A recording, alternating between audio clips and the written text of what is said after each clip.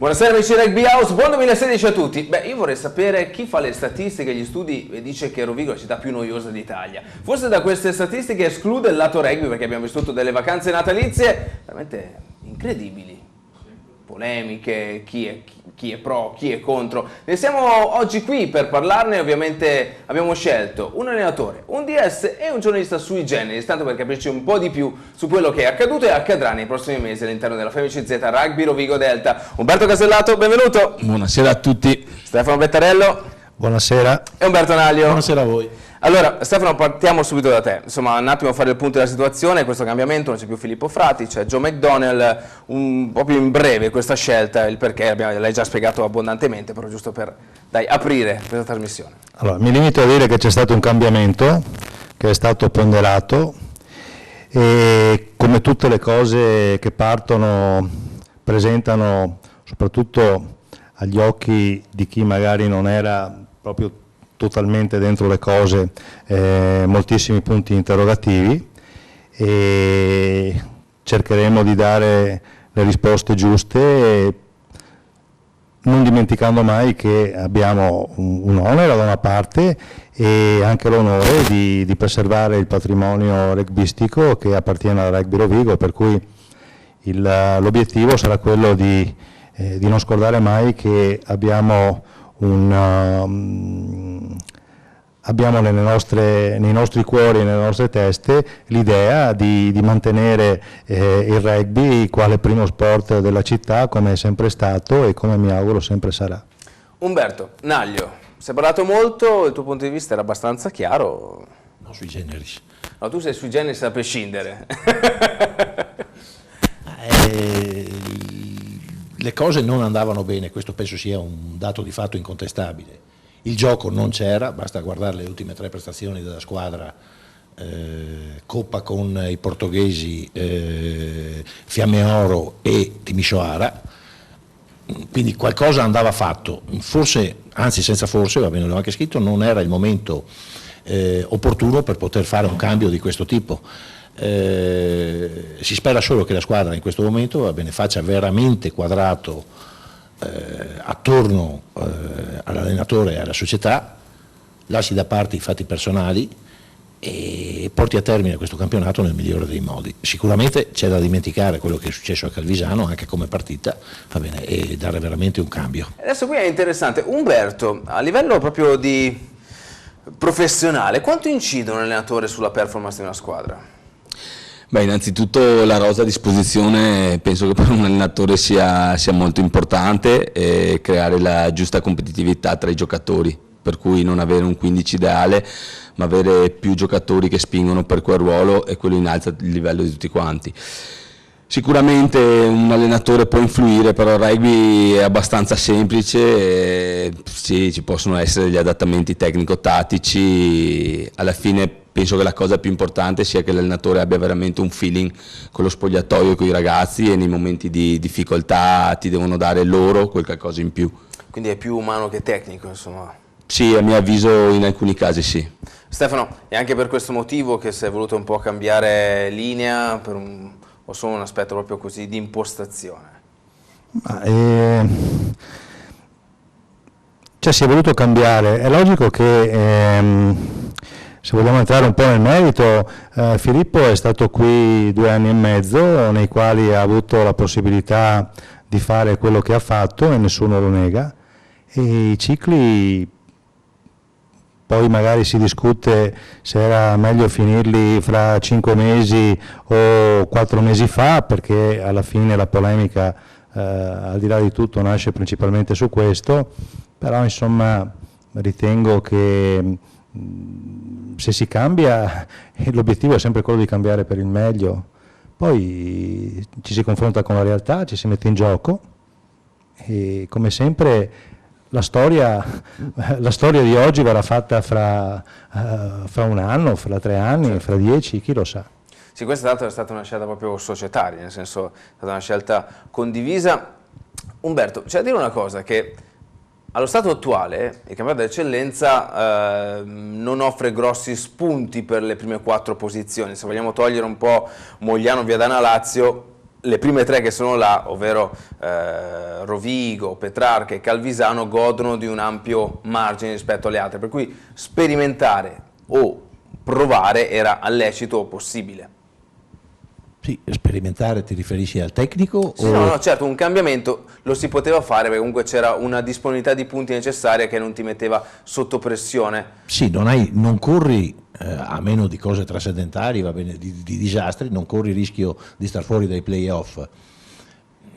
Però ribadisco, non era forse il momento, andava fatto dopo 3 finali perse, e mi riferisco alla Coppa Italia o Coppa d'Eccellenza e 2 finali scudetto, andava fatto lì in quel momento, basta, adesso non ha nessun senso. Ecco, ti dico, da un punto di vista mediatico, visto che noi abbiamo fatto questo piccolo inciso per contestualizzare un po' la trasmissione, non credi che si parli un po' troppo del passato e non si parli ancora abbastanza del presente o del futuro? Beh, per parlare di presente o di futuro devi avere qualche cosa in mano. Il passato è un dato di fatto concreto, cioè il fatto che noi non si vinca da una vita, questo è un dato di fatto concreto. No, parlo di queste giornate, non di campionati. Di questi sì, nel senso... No, ma io in queste giornate ho diciamo, voluto puntualizzare alcune cose sul sito, perché non accettavo che continuamente la colpa fosse di tutto e di tutti, tranne che di uno, cioè l'allenatore, se le cose andavano male. Quindi anche quella... l'ho voluta fare con la lettera aperta che ho fatto a Filippo Fratti, è perché fuori dallo stress del risultato avrà visto come giocava male quella squadra, che lui invece ha sempre detto che giocava bene, tirava fuori la scusa dell'arbitro, la colpa è di questo, del campo, delle tribune, dei bagni, del calendario.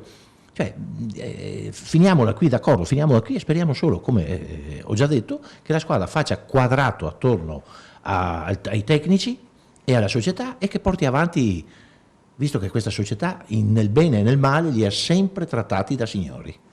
Stefano, cosa è cambiato in questi primi giorni? È ancora presto per dirlo, perché abbiamo giocato solo una partita, quella di Calvisano, nella quale ci tengo a sottolineare che il Calvisano ha meritato di vincere, e questa è la vera partenza per noi, cioè è tutto da costruire. Abbiamo delle idee, cercheremo di metterle nero su bianco, nel senso di riempire di contenuti le idee che abbiamo, e permettimi, mi sembra veramente troppo presto per poter tracciare, diciamo, anche dei seppur brevissimi e parzialissimi bilanci. E quello che posso dire magari sono cose di norma. Gio sta lavorando con impegno, i ragazzi dopo un'iniziale ripresa degli allenamenti stanno offrendo il loro contributo al tecnico, come è giusto che sia, e per il resto le linee guida che sono condivise in società, e noi facciamo fede a quello, e ripeto, andando avanti poi cercheremo di dare un senso a una svolta, perché tale è e tale rimarrà. Ecco, Umberto, tu hai visto Rovigo Calvisano, se non ricordo male, no? Sì. Come hai visto questo match? No, visto il risultato e un po' ho guardato un po' i numeri che solitamente tradiscono quasi mai. Anche se vanno interpretati, perché questi sì, numeri certo, abbiamo vanno interpretati, però tecnicamente penso siamo in grado di interpretare i numeri guardando anche la partita. Sono dico un ausilio all'occhio di un esperto, di un allenatore che qualche partita l'ha vista, l'ha tagliata, le cose. Dico che è un risultato che è andata anche abbastanza bene a Rovigo, perché visto il possesso di Calvisano sulla touche, sulla mischia, poteva anche essere più ampio, perché su 13 touche che ha lanciato Calvisano li ha vinte tutte e 13, su 15 il Rovigo ne ha vinte 6, di cui quelle 6, 3, una vinta con sporcata, una su un delivery, ha sbagliato il 9 l'ha presa, per cui alla fine sono stati 3 lanci di gioco che ha potuto fare Rovigo. Certamente è normale questo con cambio allenatore, no? Quando si cambiano un po' i piani di gioco, gli schemi o i meccanismi. Non so, la touche non penso che in una settimana possa essere cambiata il meccanismo di una touche. Forse la touche in difesa può essere cambiata, dico l'esperienza che ho io, magari difendere una touche, non so, di Mogliano che salta magari Saccardo, piuttosto che la settimana dopo ha un saltatore in più l'altra squadra, magari il sistema di difesa può cambiare. Ho visto per esempio che Rovigo non ha mai contestato nessuna touche del Calvisano, mai, di cui l'ultima, e infatti l'ha sporcata. Diciamo, quegli altri contest che ha fatto li ha fatti in maniera non accettabile, era una cosa, però dopo non so chi faccia, non sono in campo, dico così. Sì, stavo solo pensando che cambiando allenatore ovviamente dei meccanismi possono anche cambiare, però facciamo una cosa, andiamo a rivedere gli highlights della partita del San Michele e poi rientriamo in studio perché sabato prossimo c'è Mogliano, c'è un campionato, ci sono 1000 contenuti a vedere insieme. Per tutti coloro che hanno chiesto un nuovo anno sempre più ovale, non poteva iniziare nel miglior dei modi questo 2016. Calvisano Rovigo, una partita, un nuovo allenatore per Rovigo, 2 nuovi stranieri per Calvisano, 1000 e più motivi per vivere 80 minuti che più che primato alimenteranno la sfida che negli ultimi 4 anni hanno fatto perdere il sonno a centinaia di tifosi. Florin Vlaicu, nuova mediana per Calvisano con Vlaicu e Surugiu, 2 rumeni, parte il numero 10 rumeno, sembra a lato, lui che è praticamente il top scorer della nazionale rumena. Silva, probabilmente è lungo per Bernini, entro i 15 metri, la giochiamo, Roscoe McCann, messo giù da Costanzo, un grande placcaggio sullo scozzese, ancora problemi però nel punto d'incontro. Come dicevi tu prima, la differenza di peso in prima linea si è già fatto sentire nelle scoordinate. Intanto 3 punti per il Rovigo di Silva in fondo, touche, purtroppo viene recuperato il pallone da Morelli, rimessa laterale persa al Rovigo, vediamo se riesce la difesa rossoblù a sistemarsi. Ancora Costanzo, ancora un problema di Costanzo nel punto d'incontro. L'estremo di Ceres prova il calcio, la potenza c'è, e voilà, la direzione pure. 6-0 Rovigo. Ridotto tempo a disposizione per Joe McDonald.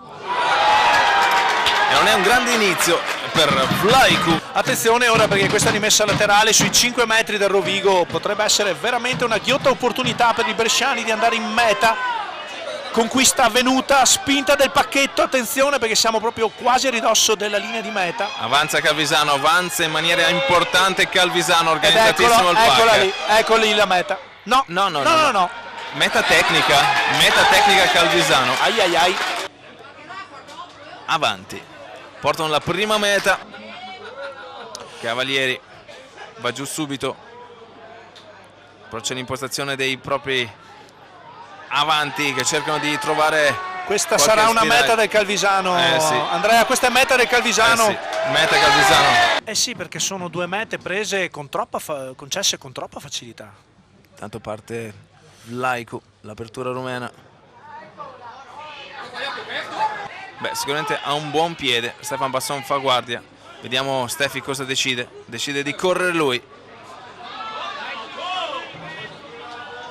Anche lui è una corsa orizzontale. Gulo Zanini, muoviamo l'ovale, Lucio Rodriguez cerca di saltare, mamma mia che rischio, vai Rosco, placcato da Susio, il sostegno di Denis Majstorovic, diretto su Surugiu, non viene messo fuori, un grosso rischio di Lucio Rodriguez che ha innescato però Rosco.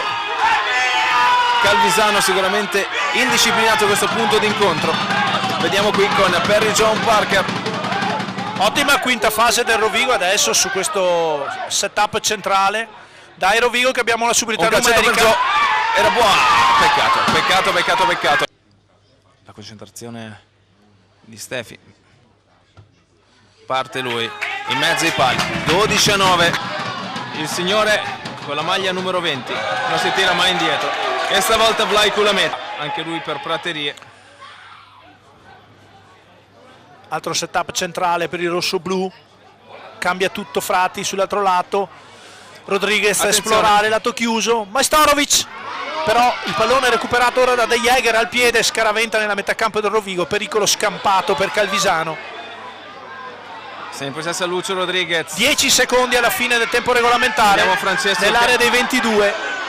e Rodriguez, attenzione perché tutti i giocatori del Rovigo in fuorigioco, Giovannicher che non poteva placcare. Regaliamo il possesso a Calvisano ancora. Comunque, è finito il match. Match è finito.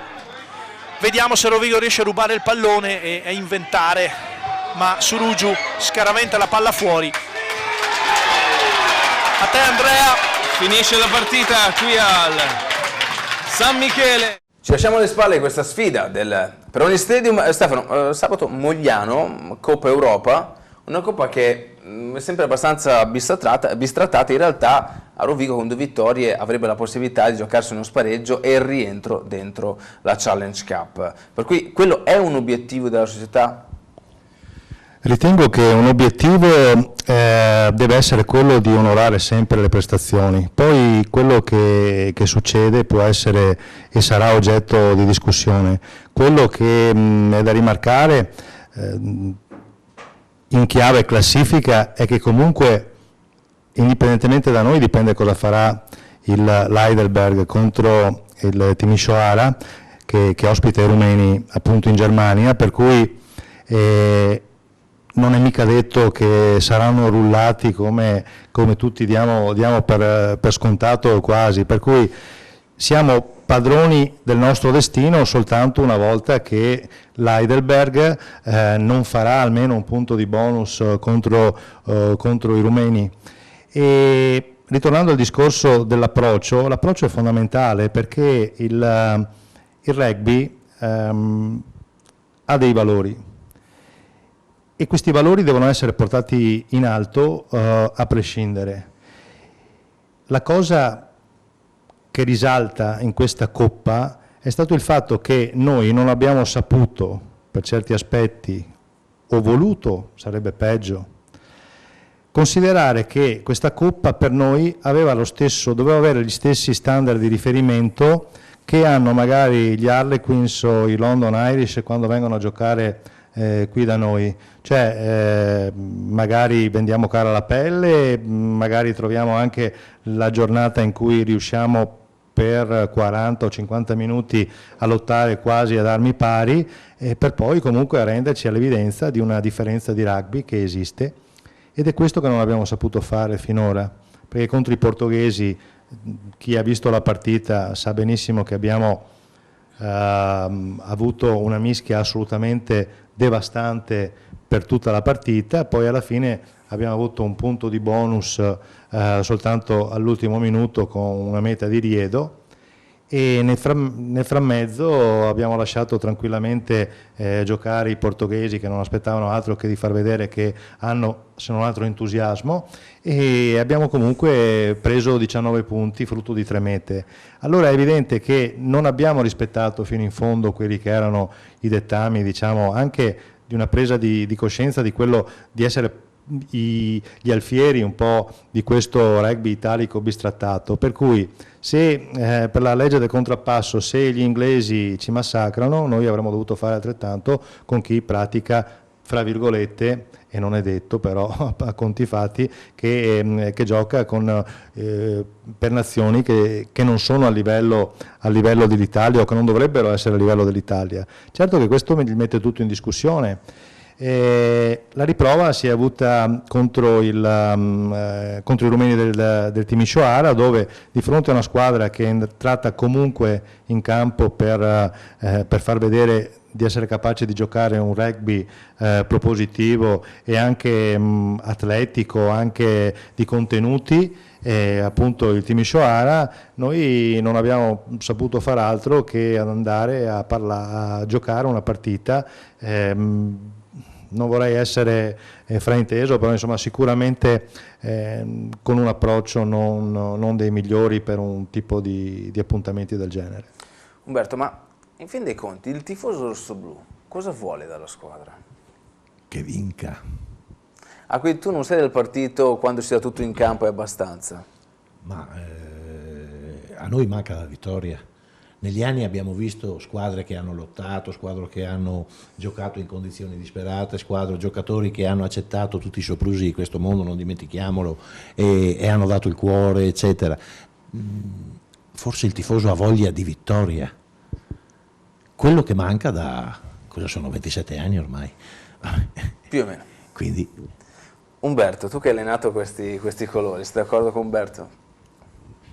Sai, alla fine la vittoria è una conseguenza.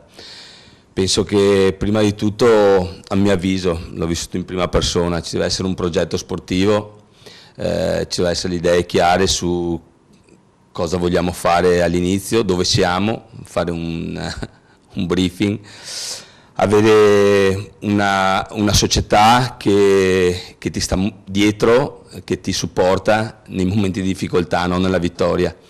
Io ho avuto la fortuna di lavorare con un presidente e con un consiglio che mi ha dato carta bianca e alla fine abbiamo creato un sistema che cambiano comunque gli allenatori, i protagonisti e comunque al vertice con dei soldi, con le risorse economiche molto limitate, adesso ancora meno perché i proventi delle coppe sono ancora meno, per cui penso che la vittoria in senso lato dopo sia un po' limita e magari stressa la squadra all'inverosimile, e credimi che questa storia della vittoria ne so qualcosa, per cui... Scusa, io su due cose non sono d'accordo. Vai. No, ma Umberto, ma tu hai detto che avevi la società alle spalle, poca. Non dimentichiamoci che in quell'anno è cominciato il tracollo della cooperativa. Aspetta. Forse parlava di Mogliano, pensavo sì. qui, perché l'annata tua c'era un campionato dove io avrei piacere che certa gente oggi provasse a giocare in quel campionato. C'era un Calvisano forte, un Viadana forte, un Treviso forte, un Petrarca forte, l'Overmac, cioè era tutto un altro campionato.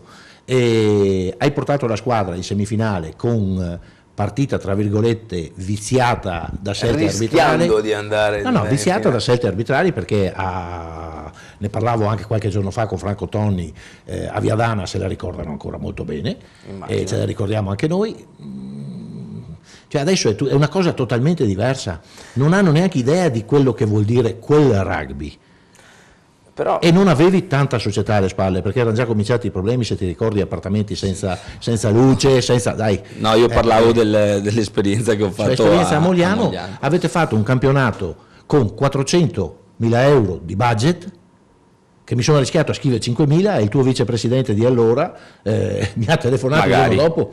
Ha detto, ha telefonato e dice: Umberto, guarda, ti sbagli, perché erano 400.000, quando noi qua continuavamo a spendere 2 milioni di euro. Sì, ma io mi riferivo più che altro a Umberto nella sua esperienza a Rovigo. Tra l'altro quell'anno, a prescindere da una non vittoria che non è nemmeno nei piani, comunque è stata un'annata di grande piacere e entusiasmo per tutto il movimento. No, sì, abbiamo iniziato un po' così, perché comunque il cambio di un allenatore è comunque una situazione un po' difficile da digerire. Poi mi ricordo gli orari di venire al campo erano un po' diversi, dopo ci siamo accordati un attimo, dopo però avevo anche una squadra, avevo una buona squadra, questo che dicevo, la domanda di prima, io guardo ancora adesso la squadra, ho visto una foto l'altro giorno e stavo mettendo a posto degli hard disk.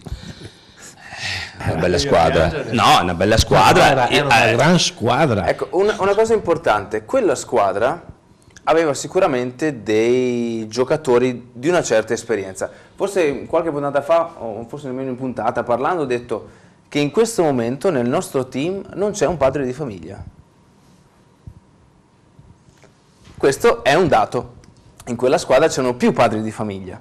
Quindi anche a livello di leadership, a livello di importanza, a livello di peso specifico, può valere questo? Può essere determinante? Umberto, Stefano, rispondete voi, insomma.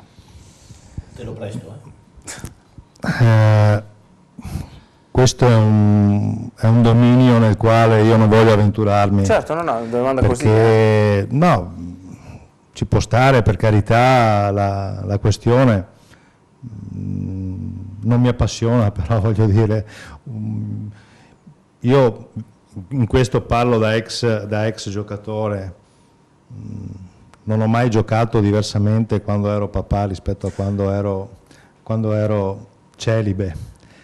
Dipende secondo me dal grado di passione, dal grado di coinvolgimento che uno si dà per giocare a rugby. Per me era la mia vita, quindi non esisteva tanto altro. Magari adesso i valori, diciamo, non dico che sono cambiati, ma magari pesano in maniera diversa a seconda anche dei club di riferimento, perché magari qui a Rovigo quello che può sembrare esagerato può essere esagerato solo perché qualcuno magari ha vissuto un rugby non così appassionato come magari c'è qui a Rovigo, oppure un giocatore di Rovigo che lo vive in maniera totale, magari se va ad esibirsi in terreni che vanno, non so, in Liguria, in Emilia, in Toscana, che ne so, magari viene preso un po' per con un pensiero unico che è rivolto solo ed esclusivamente al rugby, perché magari gli altri hanno anche delle altre prospettive o interessi. Cioè, non mi appassiona, ecco, ripeto, secondo me il rugby deve essere vissuto come per avere dei risultati, poi logicamente anche in proporzione alla qualità del proprio rugby, dalla Nuova Zelanda fino al Messico, voglio dire, cioè i principi sono quelli. Poi uno, se vuole sposarli, sarà un giocatore di rugby. Se li sposa a metà, padre di famiglia o non padre di famiglia. Padre di famiglia voleva dire esperienza, voleva dire maturità, voleva dire capacità di leadership anche. Non voleva dire perché è una famiglia, sei bravo a giocare. Non ho mai avuto l'occasione di pensare che un padre di famiglia possa essere più responsabile di un giocatore che è celibe. Non ne ho mai avuto l'occasione di pensarlo, e se ci penso potrei trovare esempi abbondanti di giocatori o farfalloni o iper concentrati sul loro lavoro, indipendentemente dal loro stato di famiglia. Se mi consenti 2 minuti, provo a fare un'analisi diversa da quella di Stefano. Umberto ha preso in mano una squadra che aveva ritrovato entusiasmo con la semifinale che non arrivava da una vita sotto la guida di Massimo Brunello. È stato abile a sfruttare, dopo la partita a Parma contro l'Overmac, l'entusiasmo che si stava creando intorno alla squadra, nonostante tanti disagi societari, perché non dobbiamo dimenticarlo. E non dimentichiamo una cosa, non perché io abbia una passione per quei tipi di giocatori, ma tu vai a contare quanti argentini c'erano in squadra quell'anno. Tu vai a vedere che asse avevi 2, 8, 9, 10 e 15. Luke, Bra, no, avevi c'era Abadie, c'era avevi Van der Merwe anche, c'era Burman, Wanci, German e Stefan. E tu vammi a tirar fuori Pizarro 12. Vammi a tirar fuori adesso una linea del genere. E poi guarda il numero di argentini che c'erano, Pablo Carancini. Sì, erano degli argentini, però che erano quasi erano i Rodiginos, come i famosi Rodiginos. Quelli che hanno incarnato, va bene, lo spirito hanno preso il rosso-blu come loro colore. Adesso non li abbiamo. Questa società non ha mai nascosto di non amare molto gli argentini, altrimenti prima di mandare a casa la migliore apertura degli ultimi dal dopo Pepe, scusami, io ci avrei pensato su, non una ma 5 volte. Infatti non abbiamo trovato aperture, mi dispiace per Rodriguez che è un ragazzo simpatico, ma siamo lontani anni luce da... Sebbene argentino. Sì, ma siamo infatti, ma gli ultimi 2 arrivati un po' anomali, perché lui è il buon pilone. No, comunque, a prescindere dall'argentino, Stefano, questo senso d'appartenenza è un tasto molto importante nella vostra direzione sportiva, è un legame con la maglia che secondo voi serve basilare per il futuro, no? Non possiamo far finta di niente, notando che con il professionismo comunque è difficile, qualche volta si ha la sensazione un po' di lottare contro i mulini a vento nel predicare certi valori che per me sono assolutamente sacrosanti e magari per i giovani d'oggi non lo sono altrettanto. Questo però non vuol dire che non ci siano persone serie, sono solo cambiati i tempi e quindi bisogna per forza di cose cercare di adattarsi. La barra dritta vuol dire cercare di mirare a quello, poi se vogliamo dirla tutta, oggi ci sono, non che all'epoca non ci fossero persone intelligenti, però sono ragazzi che adesso hanno studiato, che sanno anche, diciamo, sanno parecchie cose che magari gli insegnano anche a prendere la vita, non soltanto per quel che riguarda il correre dietro un pallone, ma anche per tanti altri motivi. La serietà non c'entra nulla in questa disamina, e l'attaccamento ai colori ci può essere, ecco, la sensazione che venga un po' edulcorato perché i tempi sono cambiati, ma la colpa è di tutti, se vogliamo, e di nessuno. Io so già la gente a casa, un 1+1, ok, Umberto è sul mercato, Umberto Casellato, vuol dire che Umberto sarà il prossimo allenatore del Rovigo. Qualcuno risponda qua. No, rispondo io perché penso che due squadre che non mai tornerò, una è Mogliano e l'altra è Rovigo, perché penso che la minestra scaldata non sia una cosa. A Mogliano poi ecco, adesso vediamo, ho 6 mesi, vado a vedere un po' di allenamenti, studio, faccio dei corsi, prendo anche, mi rigenero un po', vado a vedere un po'. Fare qualche viaggio? Sì, spero di andare con Eddie a vedere l'Inghilterra, un po' di allenamenti per 6 nazioni. Poi è stato scritto la settimana scorsa che non sei di spessore per il Rovigo, dai. Okay. Umberto è stato chiaro nella sua affermazione. Ma chi l'ha scritto che non è di spessore? Io l'ho letto. Ma dove? Io l'ho letto sui giornali, di dichiarazioni. Io non ho letto questo. No, per me Umberto invece è stato un allenatore di grandissimo spessore. Per quanto riguarda, visto che la domanda era provocatoria, Umberto sa benissimo che io non l'ho interpellato perché ritengo valida la cosa che ha detto lui. Sarebbe una minestra riscaldata non per il valore di Umberto, ma per il fatto che se abbiamo detto che vogliamo darci delle potenzialità nuove, è giusto esplorare anche strade che non guardino indietro ma guardino solo avanti, solo questo. Dopodiché Umberto per me resta, assieme a Cavinato e a Guidi, l'espressione più alta degli allenatori italiani. Sono molto dispiaciuto che abbia avuto dei grandi dispiaceri in questo campionato con il Treviso, perché se fosse per lui non li meritava affatto. E non voglio nemmeno essere polemico verso la società Benetton Treviso che magari, diciamo, ha delle responsabilità maggiori, e forse Umberto meriterebbe di avere magari una rosa più competitiva, perché non dimentichiamo questo, giocare contro le squadre celtiche vuol dire avere dei rompicapo tecnico-tattici da risolvere ogni giorno, perché giocando un rugby, diciamo, molto più strutturato del nostro, è difficile andare a parare il colpo con squadre che hanno delle potenzialità e delle capacità che noi comunque non abbiamo, e non per colpa dell'allenatore o del singolo, ma proprio come struttura. E la struttura, per esempio, ritornando al Treviso, è quella magari di aver allestito una rosa che col senno di poi sicuramente non può essere considerata diciamo al livello dei desiderata, e quindi c'è questa contraddizione fra quello che vorrei e quello che invece nel quale ti trovi a confrontarti, per cui mi dispiace molto, ripeto, che Umberto non abbia potuto far vedere il suo valore, ma io sono convinto che il tempo è galantuomo e che sicuramente un'opportunità gli sarà data in futuro. L'importante è che lui la colga e che poi magari la spenda e la prenda nel migliore dei modi.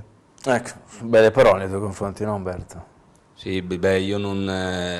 Quando con quello che gli avevi detto nel fuori onda, insomma è stato anche gentile. No, non commento delle cose, anche perché la Benetton è comunque ancora, è ancora la mia società fino al 30 giugno, per cui commento, ci sono delle dinamiche che ci mancherebbe. Ecco, allora facciamo il punto un po' sull'eccellenza. Umberto, non so se sabato eri alla guizza, c'eravamo io Stefano che Umberto. Petrarca sembrava essere un po' questa squadra che comunque metterà dei grossi grattacapi in giro per il campionato d'eccellenza nei playoff, a sorpresa, ma che in realtà non ha non ha così avuto una partita di grande spessore, anzi è stato quasi quasi il Viadana che ha rischiato di vincere in maniera abbastanza netta. Umberto Naglio, tu c'eri, sei d'accordo con me? Petrarca ancora debole in mischia, perché il Viadana ha fatto il bello, il brutto e il cattivo tempo, però touche buone, quindi una fonte di gioco garantita, e i tre quarti che qualcosa di buono hanno fatto. Poi il Viadana ha sbagliato ha mancato 2 mete già fatte con 2 in avanti davanti alla linea di meta, che lì è un pochino, insomma, però è una partita che potevano vincere tutte e due. Il Petrarca arriverà ai playoff quasi sicuramente, e forse sarà un fastidio per chiunque lo incontrerà. Ecco Stefano, diciamo che il Petrarca di fronte ai miei occhi si è un po' sgonfiato, nel senso mi aspettavo qualcosa di più. È difficile per me parlare, perché poi fra 3 settimane lo incontriamo qui e magari ci far vedere i sorci verdi. Però io posso parlare per quello che ho visto. Il Viadana meriterebbe i playoff per come gioca e per come purtroppo si è mangiato ancora una volta, dico ancora una volta, una partita che poteva sicuramente portare a casa per quel che si è visto. Il Petrarca è stato coraggioso, opportunista, è stato anche molto fortunato, un palo del Viadana sul 17 pari, un giallo dovuto non so bene a che cosa, perché che ha privato il Viadana di un uomo di mischia. Poi se fosse stato un tre quarti, fosse stato e non un uomo di mischia, probabilmente forse staremmo a raccontare magari di un pareggio. Però con questo voglio dire che sì, Petrarca ha vinto, però ecco, onestamente mi sarei aspettato qualcosa in più per quello che ho potuto leggere in queste settimane dai resoconti che dicono di una squadra solida. Di sicuro è cresciuto da quando l'abbiamo incontrato noi alla prima giornata, però ecco, già domenica Mogliano-Petrarca, parlo la prima domenica di campionato, il 30 gennaio alla ripresa, un Mogliano-Petrarca secondo me sarà molto più rivelatore di questo Petrarca-Viadana di sabato scorso. Sì, anche perché le condizioni meteo erano alquanto particolari, che forse privilegiavano un po' il Viadana per tipo di squadra. Di certo il Petrarca sta godendo di grande entusiasmo, abbiamo visto una guizza, vuol dire, abbastanza ricca di gente. Vedere... Sì, ma c'eravamo anche noi in 4, in più c'era noi 4. E poi altri di Rovigo. Altri di Rovigo che ingrossavano le tribune. No, però anche hai visto che hanno un ottimo entusiasmo a livello del team. La guizza è bellissima e crea un senso di appartenenza che è veramente molto ma molto caldo come posto. Sebbene io che abbia vissuto l'epoca dell'Appiani, l'epoca del Trepini, e che abbia vissuto anche questo plebiscito che è sempre stato uno stadio un po' insulso sotto molti aspetti dal punto di vista così dell'ambiente, alla guizza ho ritrovato e ho sentito veramente il cuore del Petrarca battere. Secondo me questa è una cosa molto buona che hanno fatto con questo impianto.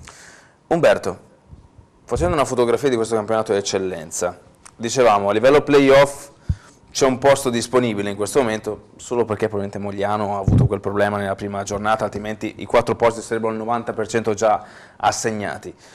Cosa sta uscendo di interessante secondo te da questo campionato? Io ho visto Mogliano, lo vedo spesso, ovvio, ho visto Mogliano Piacenza, ho visto San Donà Fiamme Oro, ho visto la partita Rovigo-Calvisano. Un campionato che sì, le prime 4-5 sono effettivamente di un altro passo. non c'è tanta competitività tra le prime e le ultime. Questo un po' l'Aquila, Piacenza, ho visto anche la partita Mogliano-Piacenza, dopo un minuto la prima meta, Odiete è andato, per cui non lo so, alla fine tanti giovani, vedo che ci sono tanti giovani che non conoscevo e a mio Qualcuno avviso... in particolare secondo te? Visto che sei anche un po' più libero nel parlare, ecco qualche giovane interessante. No, beh, ho visto sicuramente David Odiete che non è giovane perché viene giù e è già di una categoria, a mio avviso, già da Celtic, che non so cosa faccia lì sinceramente. Al di là di quello, dopo anche Parker è uno straniero che ho visto che ha dei numeri, ha un buon work rate, e Dolubian sta giocando abbastanza bene perché vedo che ha dei numeri interessanti come work rate, vedo un po' le statistiche perché con Franchino Properzi mi fa la testa grande di numeri e allora ecco. Ho perso i capelli, insomma, è questo. Vedo molto i numeri, guardo e ti dico sarà interessante. Comunque il Petrarca che gioca male e vince fa paura, cioè, È un problema. È un problema. Sottolineiamo però che cosa hai detto, che No, che gioca male o non merita e vince, vuol dire che comunque è sintomo che è in salute, che ci crede, che ha confidenza, e non tutte le squadre giocano male e riescono a vincere o meritano. 7 partite in Celtic ho fatto che meritavo io, hanno vinto gli altri, non è facile dopo vincerla. Certamente. Siamo in chiusura di Rugby House, abbiamo già sforato, sì, probabilmente sì, insomma, ci perdonerete, tanto la puntata era talmente ricca stasera. Grazie Alberto Casellato. Buonasera, grazie a voi. Quando sei in giro noi siamo qui, ok? Stefano, grazie mille. Grazie a voi, buonasera. Umberto, come sempre un piacere. Anche per me, buonasera a tutti. Vi aspettiamo sabato qui al Battaglini per la Coppa Europa contro il Mogliano, mi raccomando, numerosi. Buonanotte.